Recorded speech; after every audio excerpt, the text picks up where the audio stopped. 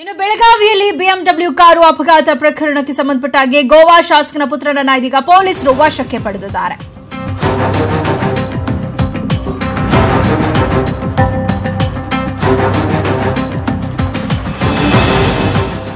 Goa BJP ಶಾಸಕ Glenn ಶಿಕ್ಲಾನ್ ಪುತ್ರ ಕೇಲ್ಸ್ನನ್ನ ಇದೀಗ ಪೊಲೀಸರು ವಶಕ್ಕೆ ಪಡೆದಿದ್ದಾರೆ. ಬೆಳಗಾವಿಯಲ್ಲಿ ಬಿಎಂಡಬ್ಲ್ಯೂ ಕಾರು ಅಪಘಾತ ಪ್ರಕರಣಕ್ಕೆ ಸಂಬಂಧಪಟ್ಟ ಹಾಗೆ ಗೋವಾ ಶಾಸಕನ ಪುತ್ರನನ್ನ ಇದೀಗ ವಶಕ್ಕೆ ಪಡೆದಿದ್ದಾರೆ. ಗೋವಾ ಶಾಸಕ ಗ್ಲೇನ್ ಶಿಕ್ಲಾನ್ ಪುತ್ರ ಕ್ಲೇನ್ಸ್ ಇದೀಗ ಬಂಧಿಸಿರುವಂತದ್ದು. ನಿನ್ನೆ ಬೆಳಗಾವಿ ರಾಷ್ಟ್ರೀಯ ಹೆದ್ದಾರಿ 4ರಲ್ಲಿ ಒಂದು ಅಪಘಾತ ಆಗಿತ್ತು. ಅಪಘಾತದಲ್ಲಿ ಯುವತಿ ಸಾವನ್ನಪ್ಪಿದ್ದು. ಪ್ರಕರಣಕ್ಕೆ ಸಂಬಂಧಪಟ್ಟ ಹಾಗೆ ಇದೀಗ ಪೊಲೀಸರು ಗೋವಾ ಶಾಸಕನ ಪುತ್ರ ಕೇಲ್ಸ್ನನ್ನ ಬಂಧಿಸಿದ್ದಾರೆ.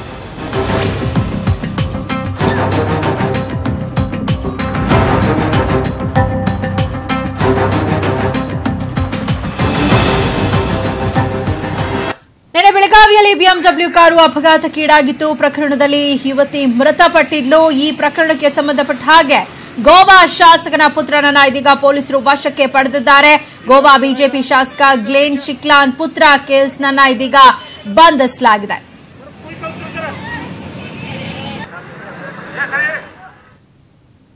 ಈ ಬಗ್ಗೆ ಮತ್ತಷ್ಟು ಮಾಹಿತಿಯನ್ನು ಪಡೆಯೋಣ. ನಮ್ಮ ಪ್ರತಿನಿಧಿ ಚಂದ್ರಕಾಂತ್ ಸುಗಂಧಿ ಇದೀಗ ನಮ್ಮ ಜೊತೆ ದೂರವಾಣಿ ಸಂಪರ್ಕಕ್ಕೆ ಬಂದಿದ್ದಾರೆ. ಚಂದ್ರಕಾಂತ್, ನಿನ್ನೆ ಆದಂತಹ ಆಕ್ಸಿಡೆಂಟ್ಗೆ ಸಂಬಂಧಪಟ್ಟ ಹಾಗೆ ಗೋವಾ ಶಾಸಕನ ಪುತ್ರನನ್ನ ಇದೀಗ ಪೊಲೀಸರು ವಶಕ್ಕೆ ಪಡೆದು ವಿಚಾರಣೆಯನ್ನು ನಡೆಸ್ತಾ ಇದ್ದಾರೆ. ಯಾವ ಆಂಗಲ್ ಅಲ್ಲಿ ತನಿಖೆ ನಡೀತಾ ಇದೆ ಅಂತ ಆತ ತಪ್ಪೊಪ್ಕೊಂಡಿದ್ದಾನಾ?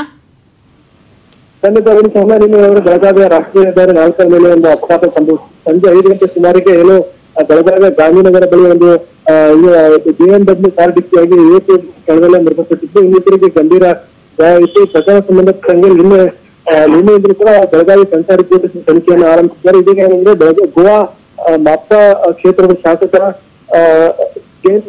ಅವರ ಪುತ್ರನೆಲ್ಲ ವಶಕ್ಕೆ ಪಡೆದು ವಿಚಾರಣೆ ಮಾಡ್ತಾ ಇದ್ದಾರೆ. ಅವರು ಡ್ರಿಂಕ್ ಮಾಡಿದ್ರ ಅಥವಾ ಅಲ್ಲಿ ಒಳಗಡೆ ಏನೆಲ್ಲ ಇತ್ತು ಅನ್ನೋದ್ರ ಬಗ್ಗೆ ಪೊಲೀಸರು ತನಿಖೆ ಮಾಡ್ತಿದ್ದಾರೆ. ಈ ಒಂದು ಘಟನೆ ನಡೆದ ಸಂದರ್ಭದಲ್ಲಿ ನಿರ್ದಿಷ್ಟರು ಏನು ಬಿಎಂಡಬ್ಲ್ಯೂ ಕಾರ್ಗೆ ಬೆಂಕಿ ಹಚ್ಚಿ ಸಂಪೂರ್ಣವಾಗಿ ಧ್ವಂಸಗೊಳಿಸಿದ್ರು. ಈ ಬಗ್ಗೆ ಈಗ ತನಿಖೆ ಆರಂಭವಾಗಿದ್ದು ಸ್ಥಳಕ್ಕೆ ಏನಂದ್ರೆ ಗೋವಾ ಶಾಸಕ ಕೂಡ ಈಗ ಆಗಮಿಸುವ ಸಾಧ್ಯತೆ ಇದೆ.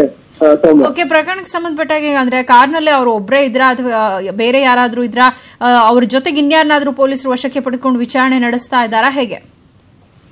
ಖಂಡಿತವಾಗ್ಲೂ ಏನು ಪ್ರಕರಣ ಸಂಬಂಧಪಟ್ಟಾಗ ಏನು ಪೊಲೀಸರು ಉತ್ತರ ಪೊಲೀಸರು ಪ್ರಕರಣ ದಾಖಲು ಮಾಡಿದ್ದಾರೆ. ಕಾರ್ನಲ್ಲಿ 4 ಜನ ಇದ್ರು ಮತ್ತು ಕಾರ್ನಲ್ಲಿ ಮದ್ಯ ಇತ್ತು ಅನ್ನೋದ್ರ ಬಗ್ಗೆ ಪೊಲೀಸರಿಗೆ ಪ್ರಾಥಮಿಕವಾಗಿ ಮಾಹಿತಿ ಸಿಕ್ಕಿದೆ. ಆದ್ರೆ ಇವರು ಡ್ರಿಂಕ್ ಮಾಡಿದ್ರ ಅಥವಾ ಇಲ್ವಾ ಅನ್ನೋದ್ರ ಬಗ್ಗೆ ಪೊಲೀಸರು ಏನು ವೈದ್ಯಕೀಯ ಪರೀಕ್ಷೆಗಳು ಪಡಿಸಿದ ನಂತರ ಈ ಬಗ್ಗೆ ಪ್ರಕರಣವನ್ನ ಒಂದು ಡ್ರಿಂಕ್ ಅಂಡ್ ಡ್ರೈವ್ ಪ್ರಕರಣವನ್ನ ದಾಖಲು ಮಾಡಲಿದ್ದಾರೆ. ಓಕೆ, ಥ್ಯಾಂಕ್ ಯು ಚಂದ್ರಕಾಂತ್, ತಮ್ಮೆಲ್ಲ ಇನ್ಫಾರ್ಮೇಶನ್ಗಾಗಿ.